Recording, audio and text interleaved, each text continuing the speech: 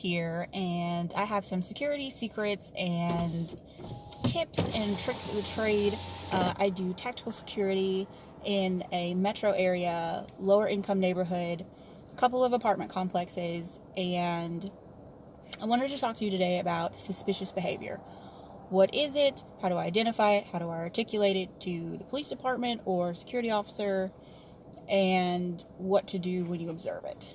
So, earlier tonight, if you are currently or thinking about being a security guard, I'm going to give this to you from my perspective and how you should handle it as security. If you are not security, you should not be approaching anyone. Call your neighborhood security officer if you have one, or the police department. So, meandering around at work, driving around, patrolling, and there's an old beat-up car with saran wrap in the window with two Hispanic males occupying the vehicle. It's running and parked in a fire lane on my property. No, ma'am, that's not going to work.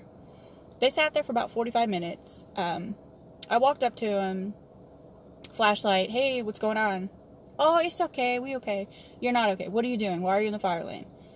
What are you doing? They spoke broken English and decided to drive off and leave. That tells me that they didn't belong there. So, for someone who has been doing this for a while, when you see anyone parked in a fire lane and they're not running their laundry in, dropping someone off, just hanging out, it's suspicious. To articulate that to a police department, if you need to call them, you would tell them just that. They just look like they don't belong here. They are sitting there, not doing anything, and they're in a fire lane. Now, if they were in a parking spot, it still would have been the same thing. I just would have approached them. Hey, what's going on? Whatever. A couple months ago, had a similar situation. Same apartment complex. Different people. I observed a huge, I think it was a Tahoe, parked in a parking spot. The lights are off, car wasn't running. It's a male and a female, appear to be sleeping in the car. I walked up, had my flashlight, looking around, thinking maybe they live in their car and they're looking for somewhere safe to sleep. By the way, the ghetto is not somewhere safe to sleep. So I'm, looking around. Hey, what's going on? Knock on the window.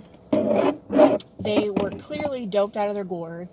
They could not tell me what was going on, why they were here, where they even were.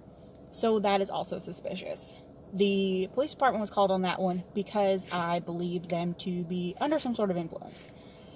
So that's when you really need to reach out to your local police department and get a really good relationship with them so you can have them to back you up and help you with things like that.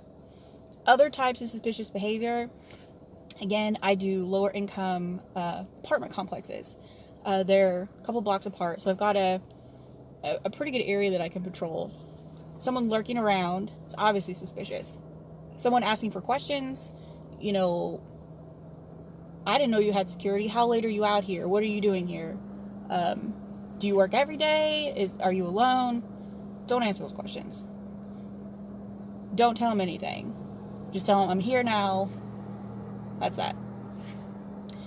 It's a little different with, the residents that you get to know and who rely on you. You should never tell them your schedule or anything like that, especially if you have gaps where there are no security, like unfortunately I do. But definitely limit your information. Other types of suspicious behavior, someone walking around aimlessly, dressed in unseasonable clothing, heavy coat, or this winter I had someone fucking gone off Serenity, screaming in front of our apartment entrance, saying he was selling pies, he had his ass up in the air, he had almost no clothes on, it's the middle of winter. That's suspicious behavior. That makes me suspect you're not right with the Lord. You need Jesus. So, things like that. Anyone lurking around cars, vehicle break-ins and thefts have been a big problem for me recently. We don't have any type of parking permits or anyone that tows out here, so sometimes it can kind of be a free-for-all. And if you see someone working on a car or, walking around and just looking in vehicles, that's kind of suspicious. So I think we all know if you feel uncomfortable about something, that's suspicious. So if you need to call a neighborhood security officer like myself or the police department, how would you articulate that? You need to tell them a description of the suspect, where they're headed, where they've been, are they carrying anything, what they're wearing, and why you're uncomfortable. Anytime you're uncomfortable, it's suspicious. So you really need to work with whatever resources you have to get that addressed. If it's nothing, it's nothing, oh well. But if it's something, it's something. For me, I do vehicle patrols, I walk around, I go inside the hallways, I talk to my residents. I really get to know the neighborhood that I'm in, and if anything looks out of place, go investigate. When in doubt, go check it out. I used to work at a county jail, and when I first started out here in security, I said, I'm going to treat it like jail until it isn't. And so far, it still is. At a certain time, there's noise ordinances and no loitering. So you're not going to be in my parking lot. You're not going to be out here just hanging around. You're not going to be in the hallways causing a mess. And if you don't live here, you're trespassing.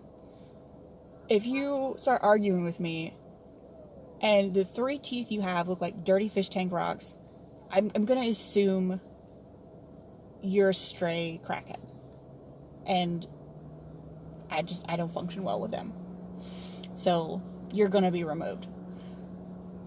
So if you have any tips, questions, or things like that about security, comment below. We'll be doing another video, should be up in the next couple days. It's going to be about trespassing specifically. So let me know your thoughts on that. And if there are crackheads watching this, just stop.